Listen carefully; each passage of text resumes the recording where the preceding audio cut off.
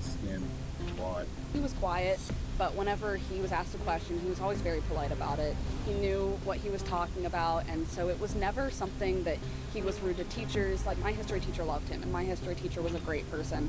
I never doubt his judgment, so, that was what was shocking for me, was seeing someone who had been seen as such a good person in class have this outcome. It was just a shock to me. The shooter looked up how to make explosives online and also looked up both the location and time of the Democratic National Convention as well as future Trump rallies. Were there any red flags with him? No, there were not. And I can honestly tell you, as I thought of that early Sunday morning when I got the text from my former high school principal, what do I remember about Thomas Crooks? And I had to think long and hard, because it was very hard for me to remember, because there wasn't very much. He was, again, a quiet young man who went through high school doing what he had to do.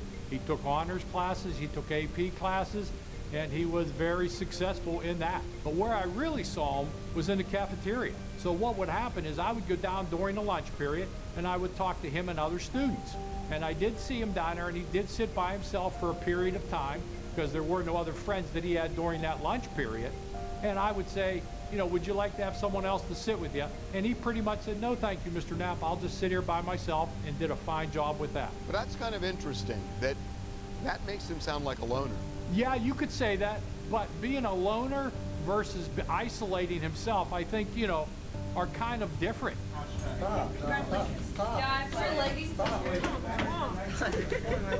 He was like a kid that was always alone. He was always bullied every day.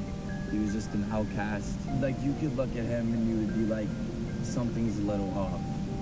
That's how I could describe it. His recent internet searches included, in April of 2024, he searched major depressive disorder and depressive crisis.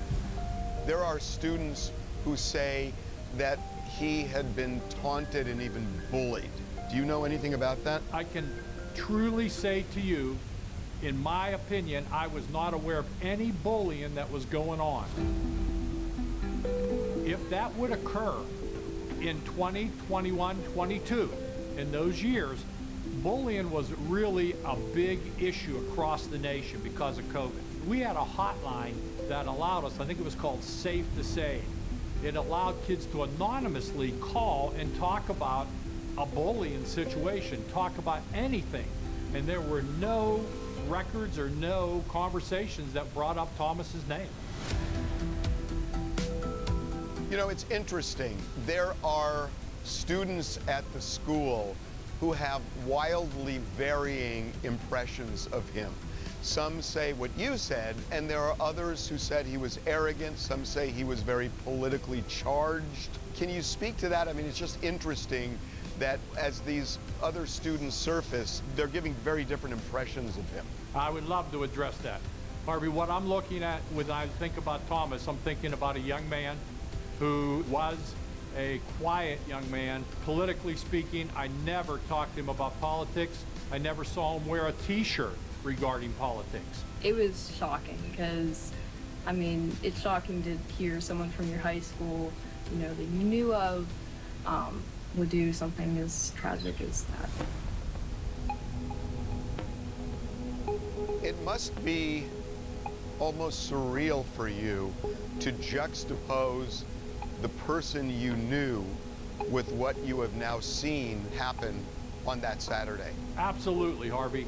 I mean, I'm thinking of a young man who just went through high school, and he got through day in and day out and did what he had to do to be a success.